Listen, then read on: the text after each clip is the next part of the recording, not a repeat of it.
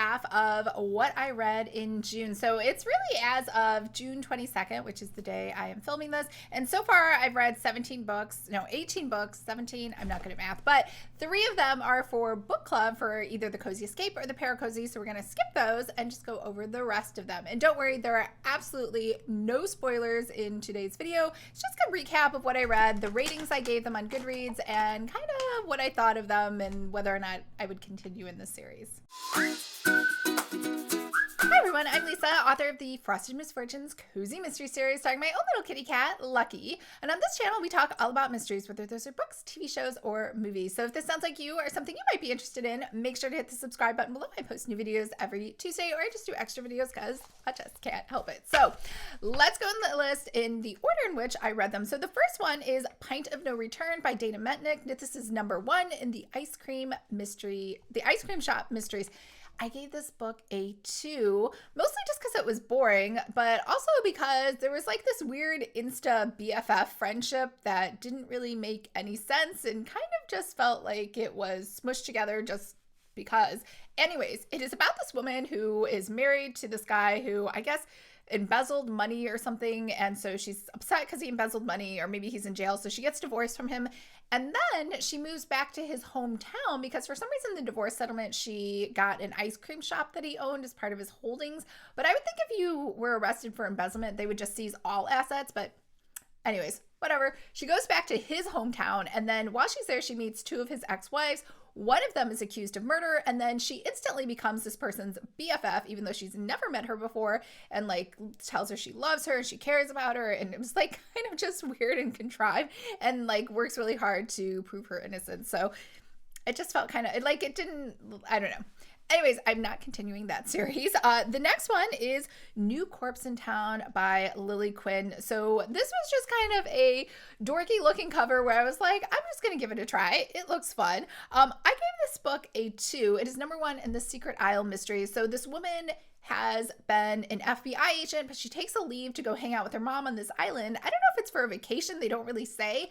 And then there's a murder. Her mom is like this crazy sort of Grandma Mazer character, like in the Stephanie Plum book. So she's swimming naked in the ocean and she comes across a dead body. Nobody knows who it is. Nobody really cares. But for whatever reason, the main characters decided that the local police department is not going to do a good job. So she calls her partner, her FBI partner, and tells him to fly into town to help her solve this murder. And then on top of it, there is another guy that she thinks is hot, she wants to go on a date with, and he, for whatever reason, there's this love triangle going on between the 3 of them, and so it read more like a romance than it really did a mystery. So third one is the one that I said, I'm not really sure what it is. It's not a cozy mystery 100%. It's not a romance.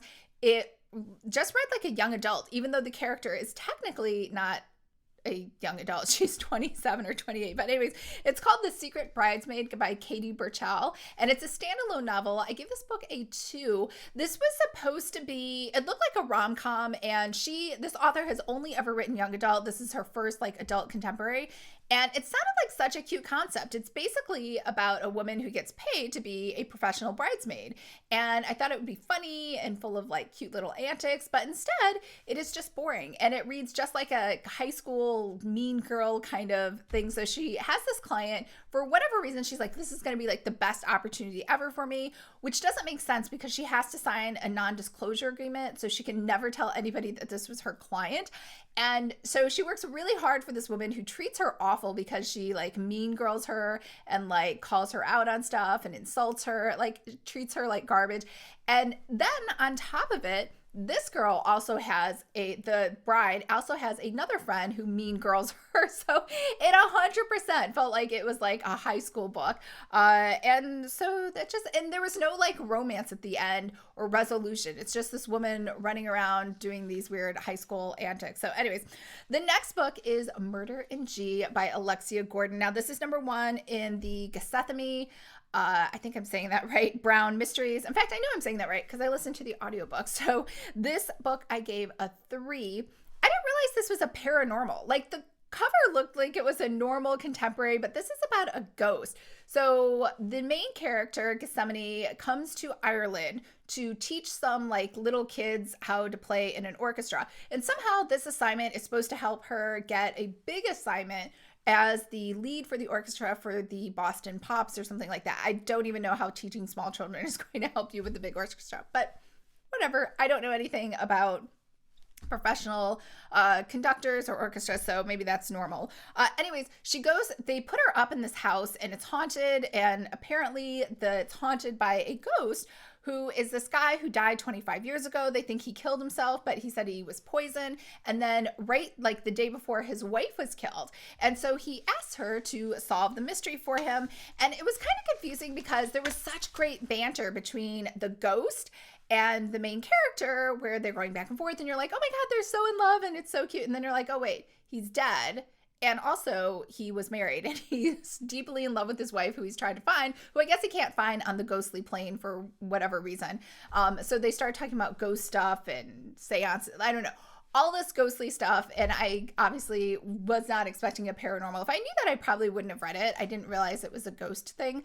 Anyways, not going to read any more in this series, but yeah. So I don't know if they all take place in Ireland or different places or how this works, or if I don't think like at the end it seemed like there's no resolution with the ghost either. So like that's open-ended as well. So it does not have a happy ending there either.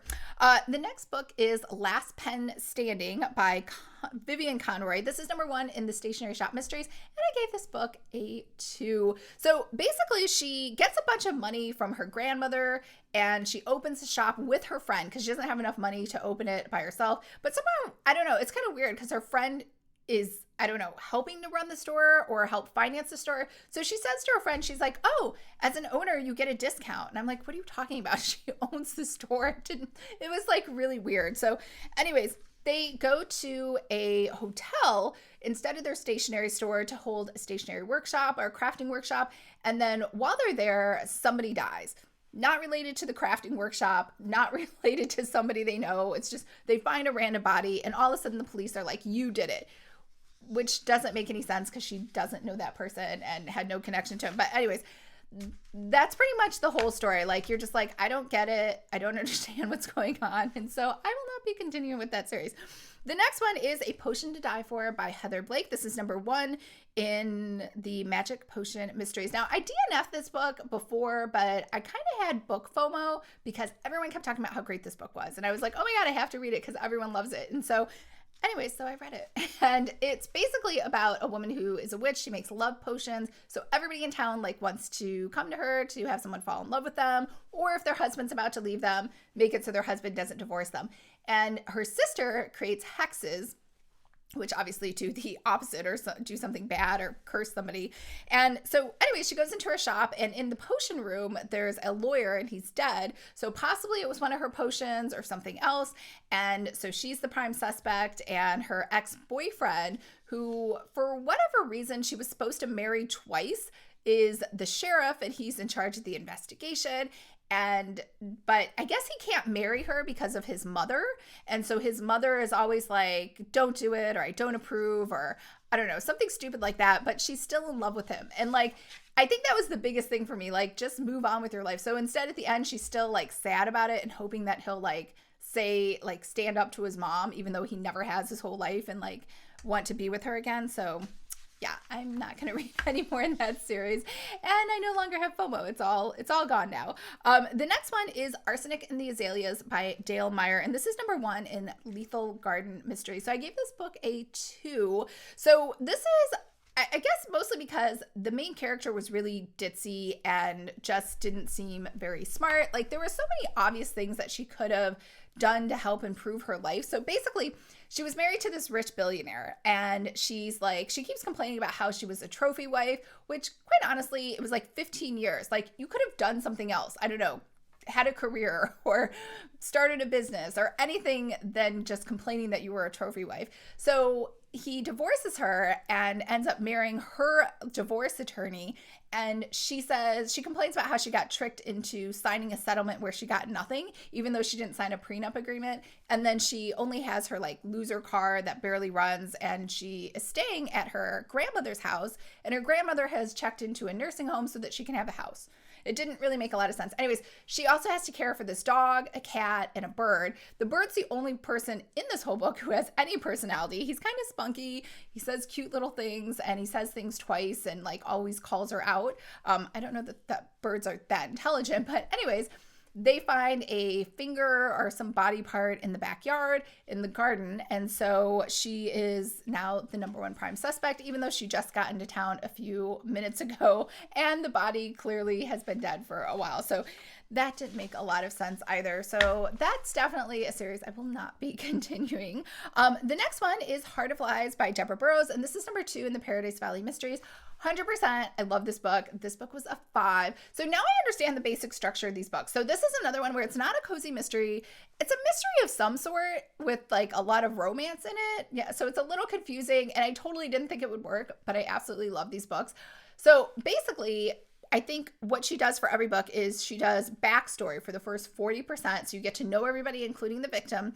And then the victim is killed at the 40% mark. And then the rest of the book is kind of like Law and Order. It's like court cases, meeting with judges and their legal strategy, and then also trying to figure out who the real killer is.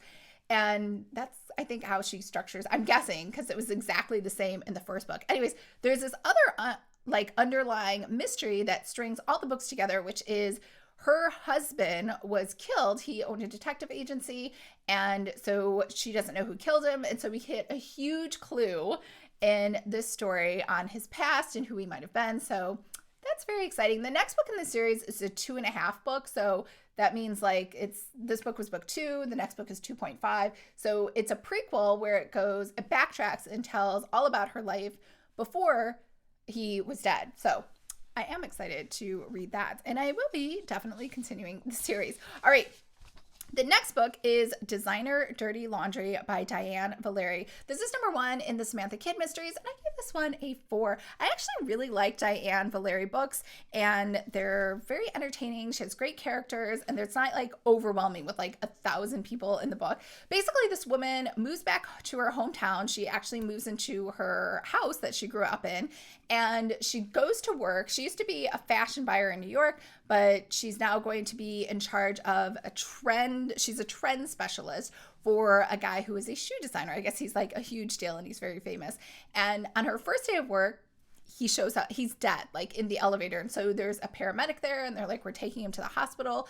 And then of course the body disappears. So she calls, so the police are there and they're like, what are you talking about? There's no dead body. He's not dead. And so she tries to solve the mystery, but it's very confusing because the body has been moved somewhere else. So anyways, so that was entertaining. Although I probably will not finish any more in the series, only because I thought I would like reading about fashion, but it wasn't as exciting. I guess because I'm a minimalist and I own like 3 pairs of clothing. Maybe it would have been more exciting like in my 20s. The next one is Murder by the Book by Laurie Elliott. Now this is number 1 in Beyond the Page Mysteries. I actually DNF'd this book, but because I bought this book as part of my like cozy mystery book haul where I had all those physical books for that photo shoot, I was like, might as well finish it. So basically, here's why I DNF'd it. There are like 4 dead people. So her dad gets killed, her aunt gets killed, somebody else in town gets killed. Like all these people are killed, and she can't seem to connect that they're all connected until like a police guy points it out to her. So she seems kind of like dumb and slow, and then all of a sudden at like the 50% mark, the book takes a turn where she's like super aggressive and she's like, I'm coming with you on every crime scene and I need to know. And like where before she was just kind of like ditzy and like running around with her like just kind of silly. So anyways, that's why I think I DNF'd it. But again, it was like, it was okay, but will I read any more in the series? I will not.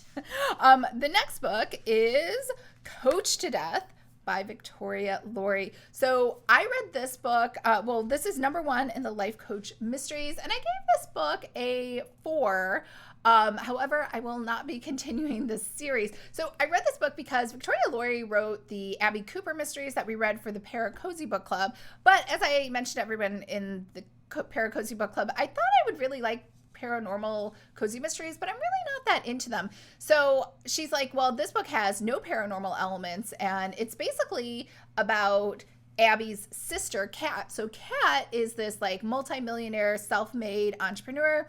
And when the book opens up, she's just divorced her husband who was cheating on her. She loses millions of dollars. And so she moves to the Hamptons, buys like some super big mansion, and has this state-of-the-art like computer system in her house. Anyways, the neighbor next door mean girls her. And then, of course, they get in a public fight, and the girl ends up dead the next morning. And so they're like, we think you did it. And she's actually arrested for the murder. And it just seems silly to me. Like, the whole premise, the reason I'm not going to continue the series is the whole premise is silly because she could easily call her psychic sister who can read minds or like knows the future, and also she's married to an FBI agent, and get out of jail and have everything solved instantly. So she calls her sister for help, but her sister's involved in it, is like, I'm really busy, there's a gunfight or something. I'm pretty sure like if she just left a message for her sister or told her what she needed, she would have dropped everything to come help her. So that's why this whole series just seems silly to me, that her sister would go out and try to like solve mysteries when her other sister is psychic. So like when one person has magical superpowers, it doesn't make sense that the other one is like doing stuff.